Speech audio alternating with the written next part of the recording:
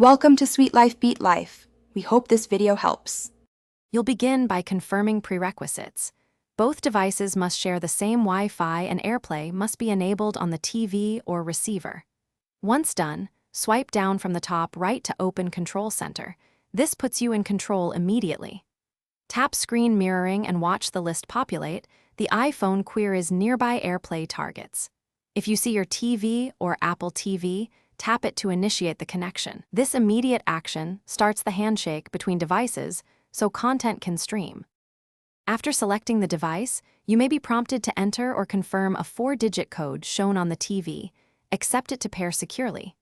Once connected, make sure to adjust orientation and aspect ratio in the app or via Control Center if the image looks cropped. This explains why video may appear off. For audio, toggle volume on both iPhone and TV so they match. If you notice lag, switch to low latency mode in settings or use a Lightning to HDMI adapter for a wired feed. To finish, open Control Center and tap Stop Mirroring.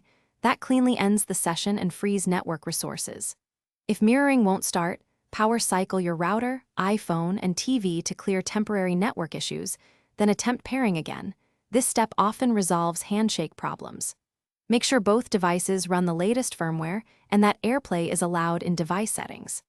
As a key troubleshooting tip, try a wired Lightning to HDMI adapter. If wireless instability persists, wired mirroring bypasses Wi-Fi issues quickly.